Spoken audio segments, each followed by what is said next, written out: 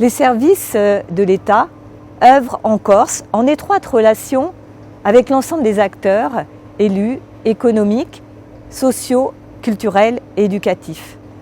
J'ai souhaité orienter notre travail vers une action de proximité dans les territoires. En 2018, j'ai parcouru le terrain, d'abord pour comprendre et ensuite pour agir efficacement au bénéfice de tous les Corses.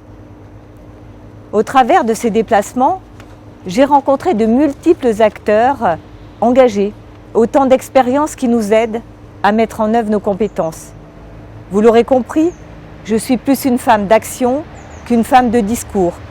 C'est pourquoi j'ai souhaité, à travers un film composé de témoignages d'acteurs qui font avancer la Corse au quotidien, vous présenter le volet partenarial de notre travail.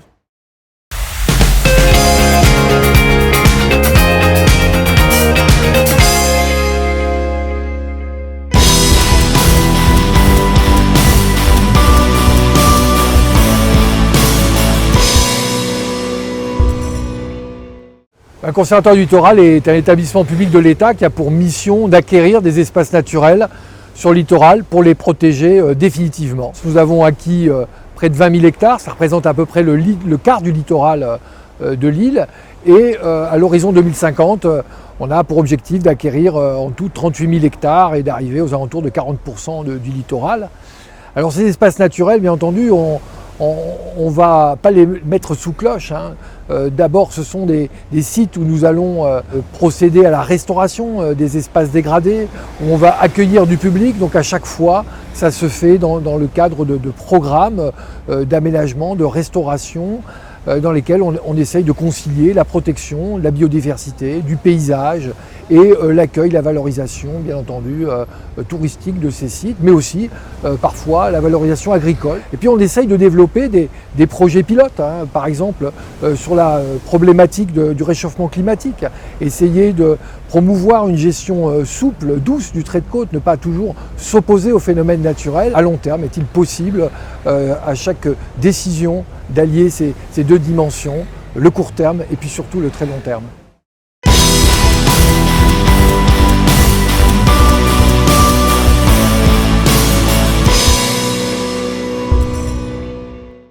Au niveau de la commune de Pietrozelle, on s'est inscrit dans une démarche au niveau d'aménagement du territoire, une démarche participative, une démarche démocratique. Et c'est pour ça que dès 2007, on a souhaité élaborer un PLU, le réviser en 2011 et le modifier en 2014. Bien entendu, maintenant, ce PLU qui est toujours actif doit aussi rentrer dans le cadre de mise en compatibilité avec les documents supérieurs que sont le PADUC, la loi Allure, la loi Grenelle. Donc c'est ce que nous sommes en train de faire actuellement. Au niveau de cette problématique, je souhaitais poser deux questions. La première sera donc de savoir comment les services de l'État, à travers leur ingénierie, à travers leur expertise, à travers leurs compétences, peuvent accompagner les maires et conseils municipaux afin qu'ils réalisent des documents d'urbanisme qui soient compatibles avec les documents supérieurs, mais aussi acceptables pour l'ensemble de la population. La deuxième question, qui est donc en incidence à la première et qui me vient tout naturellement aujourd'hui, c'est de savoir comment, vis-à-vis justement de ces problématiques qui sont les problématiques du territoire de la Corse, qui sont des problématiques importantes, qui ont été portées par un document fondateur, qui est un document important qui est le PADUC, qui est en même temps un schéma d'aménagement et un plan de développement qui s'impose à toutes et à tous. Et voilà, comment faire que au niveau de l'appréciation globale et de la vision globale de ce territoire, tous ensemble, on ait une vision prospective, une démarche qui fasse qu'on ait une démarche globale. Donc je voulais savoir comment vous inscrivez dans ces démarches. Vous voulez fonctionner à travers, les services d'État veulent fonctionner à travers le principe de subsidiarité, ou alors, et c'est donc pour moi ce qui me semble important, et donc faire que on fonctionne de façon girondine. Je pense que c'est cette démarche qui conduira à avoir sur l'ensemble du territoire une démarche acceptée par le plus grand nombre.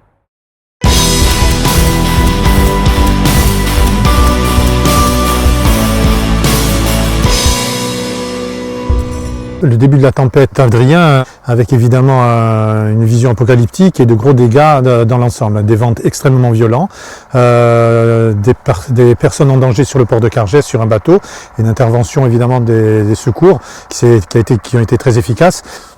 Suite à ça, évidemment et heureusement, contact a été pris immédiatement avec les services de la préfecture qui ont réagi immédiatement puisqu'on a eu une réunion dans les heures qui ont suivi sur place de façon à pouvoir coordonner la remise en état de l'ensemble, puisque toutes les professions étaient concernées, là, les professionnels de la mer, des pêcheurs aux plongeurs, les restaurateurs et l'ensemble du bassin avec les plaisanciers.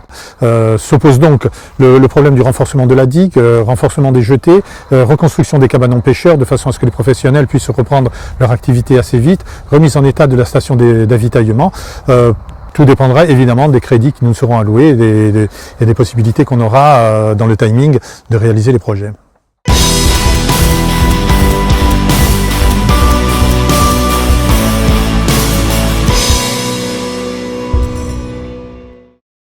Fouriane est une petite commune périurbaine d'un peu plus de 6000 habitants où le taux, je dirais, d'actes malveillants et de petite criminalité est assez bas. Alors c'est un taux qui a baissé ces dernières années d'un fait assez simple, c'est que nous avons aussi installé la vidéoprotection qui a permis de limiter tous les petits actes malveillants du quotidien, notamment la petite délinquance, avec des feux de véhicules, quelques petits cambriolages, mais aussi beaucoup de dégradations sur le domaine public. Donc notre système de vidéoprotection nous a permis de lutter contre ces méfaits. Nos relations avec la police sont, je dirais, excellentes. Nous avons mis aussi une cellule de cohésion sociale avec les services de police où une fois par semaine, nous avons la population qui peut venir demander des renseignements sur les problèmes du quotidien, avoir aussi quelques conseils. Nous avons une permanence avec un membre de la DDSP, ce qui nous permet aussi de retisser un lien de confiance entre police et population. Qui plus est, nous avons des patrouilles assez régulières en journée, notamment avec le cantonnement de CRS qui est sur la commune, donc c'est quand même un plus pour la sécurité. La solution qu'on peut envisager, notamment au service de l'État, c'est vraiment une présence plus accrue la nuit, puisque sans verser dans des chiffres que je ne maîtrise pas, mais 80 ou 90% des actes malveillants se passent de nuit, et on manque un peu de présence policière à ce moment-là sur le terrain. Ça serait vraiment la demande que nous aurions à faire au service de l'État, une présence plus accrue sous forme de rondes, de patrouilles, notamment autour des lieux publics, des lieux qui sont assez ciblés pour les actes malveillants, une plus grande présence policière le soir. Voilà.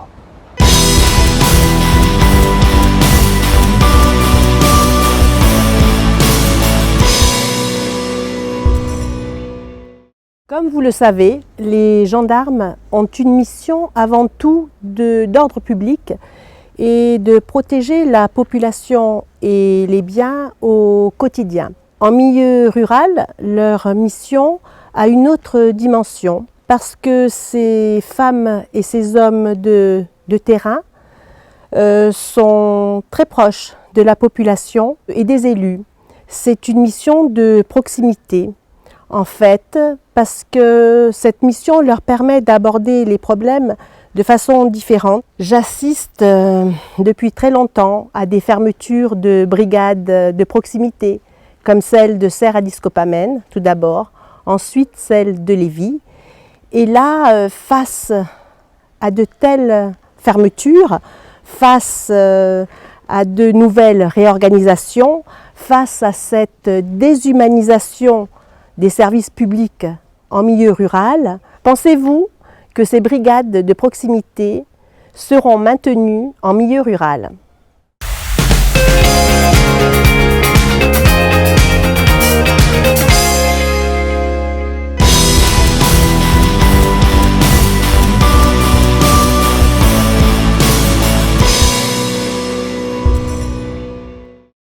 Sur Bastia, on a une politique globale d'aménagement du territoire et plus spécifiquement sur les quartiers dits prioritaires politiques de la ville. Le travail se fait de manière globale et intégrée, c'est-à-dire qu'on n'est pas uniquement sur une seule dimension, mais on est à la fois sur les dimensions urbaines, sociales et économiques. Donc on a mis en place une première méthode de travail avec l'Agence nationale pour la rénovation urbaine 2005-2006 avec la première contractualisation d'un programme de rénovation urbaine sur les quartiers sud qui aujourd'hui est en phase d'achèvement.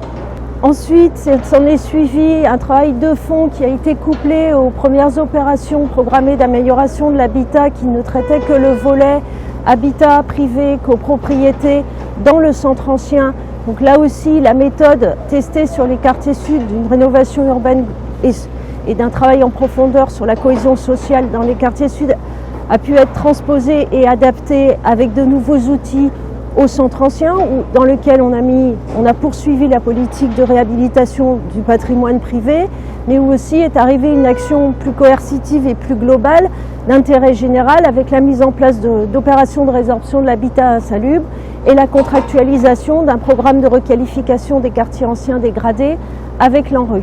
La seule difficulté qu'on peut avoir, c'est sur des questions d'articulation avec des programmes, par exemple comme celui de requalification du quartier ancien dégradé, où la reconstruction n'est pas prévue dans le programme.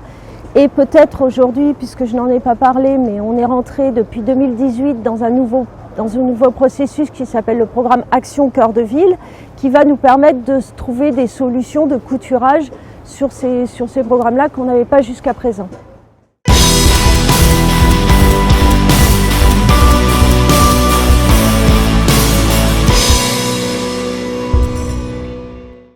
Comme vous pouvez le constater, nous sommes à l'aéroport d'Ajaccio. C'est un lieu important puisqu'ici, comme dans tous les autres ports et aéroports de l'île, chaque jour, des malades doivent quitter notre île pour être hospitalisés sur le continent pour se rendre à un rendez-vous médical. Chaque année, on enregistre environ 26 000 déplacements médicaux. Toutes les familles sont concernées. Face à cela, les modalités de prise en charge de l'assurance maladie sont restrictives et inadaptées à notre île.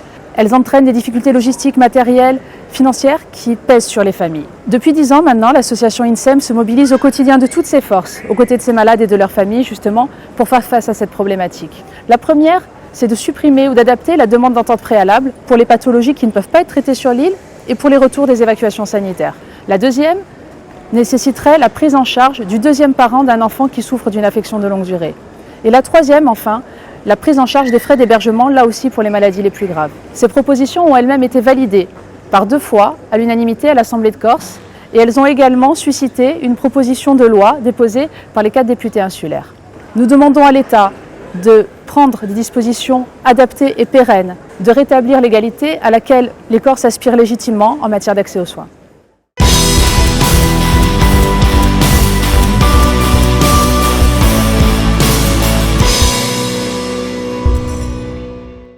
Le Secours catholique en Corse reçoit plus de 2000 personnes et aide ces personnes-là dans un moment de leur parcours d'insertion.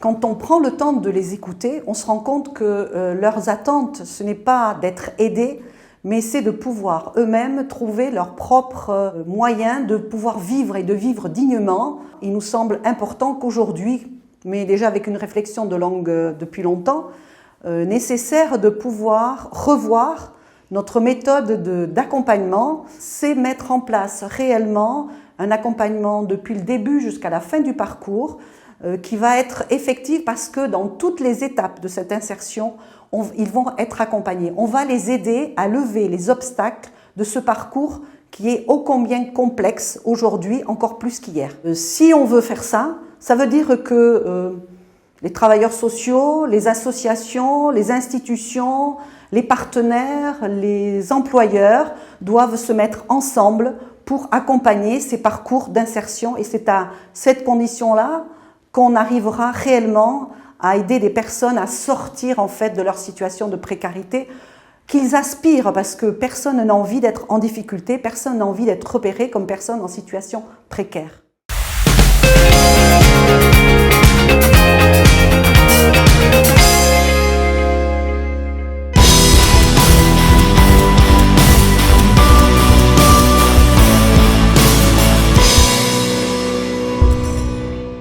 Comme vous le savez, pour moi, l'entreprise, c'est la vie. Alors, c'est un slogan qui, vous le comprendrez, me tient à cœur. C'est un espace où tout est permis. Il est permis de créer, il est permis de construire, il est permis d'innover, il est permis de s'épanouir. Alors, on a tous une obsession, c'est faire rayonner la Corse. Pour faire rayonner la Corse, il y a une solution qui, à mon avis, est évidente, c'est travailler avec la jeunesse. Ce sont nos salariés et nos dirigeants de demain. Et je pense qu'il est urgent que dès aujourd'hui, nous permettions à ces jeunes de choisir leur avenir et de ne pas le subir. Comment pouvons-nous faire tous ensemble, collectivement mais rapidement, pour que 2019 soit l'occasion de faire du triptyque apprentissage, orientation, formation, la priorité absolue pour que nous réussissions enfin en Corse et que la Corse de demain resplendisse et rayonne.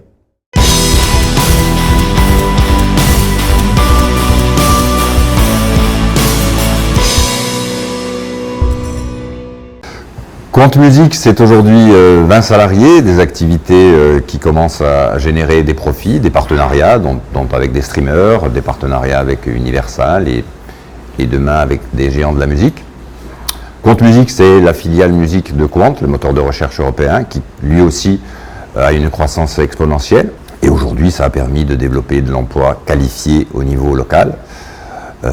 Quant est aussi présent à Épinal, à Nice, à Rouen et à Paris. Donc Quant participe à développer une filière numérique partout sur le territoire. À ce stade, donc, j'aurais deux questions. Première question, on est, avec Volpi, avec Icar et d'autres, quelques startups avec un rayonnement national, voire international. Mais il y en a d'autres derrière qui poussent, qui sont des jeunes pousses et qui n'ont pas la chance d'avoir eu des financements comme on a pu les avoir nous. En fait, il y a des financements à 70%. Et on demande souvent aux startups de mettre 20 à 30% qu'elles n'ont pas. Est-ce qu'on ne pourrait pas réfléchir collectivement au niveau de l'État, parce qu'on sait que le président Macron est très attaché à la filière numérique, avec l'État et avec l'ADEC, à ce qu'il y ait un fonds d'amorçage qui se substitue un petit peu à la place bancaire locale. Parce qu'à ce stade, si on veut faire émerger la filière numérique, il faut pouvoir développer ce point-là. Seconde question, lorsqu'on s'est rendu avec Quant à Las Vegas au CES l'année dernière, on s'est aperçu que toutes les régions de France étaient présentes. Est-ce qu'on ne pourrait pas réfléchir, là aussi sous l'égide de l'État avec Business France, à modifier quelque peu les contours d'éligibilité et créer une French Tech Corse?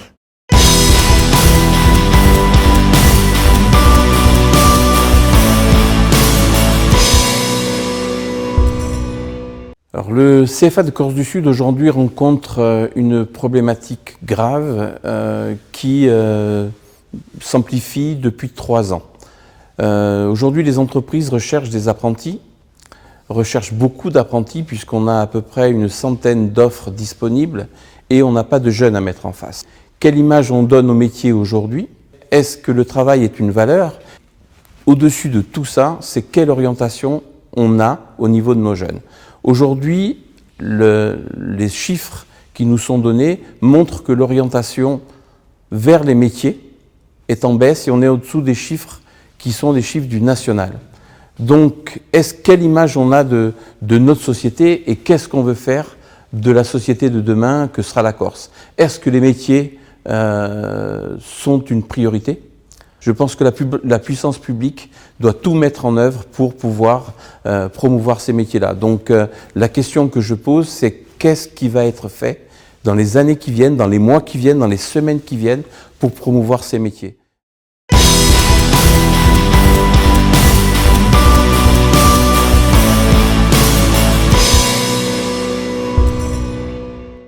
Avec ma femme, on a 300 vaches.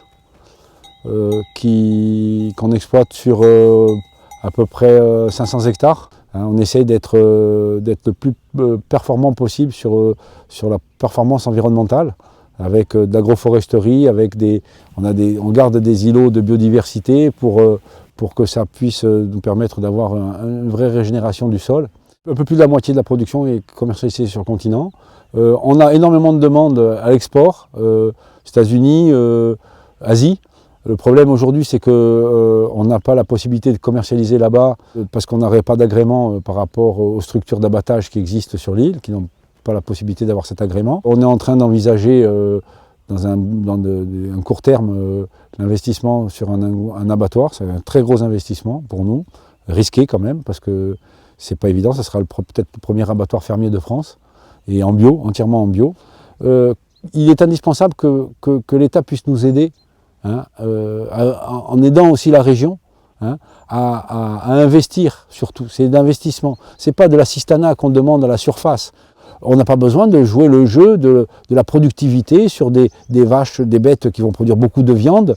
Et par contre, on va jouer sur la qualité avec un produit de grande qualité gustative qui est reconnu aujourd'hui. On peut prendre l'exemple de l'excellence dans le domaine viticole. Ça a réussi, il n'y a pas de raison que ça ne puisse pas se réussir aussi dans l'élevage. Mais il faut être soutenu, et soutenu dans la performance, pas dans l'assistanat. En conclusion, 3 lignes force continueront à guider notre action en 2019. Protéger notre bien commun, faire vivre les solidarités, construire ensemble notre avenir. Et surtout, je voudrais profiter de cette occasion pour vous adresser de chaleureux remerciements pour votre engagement au bénéfice des Corses.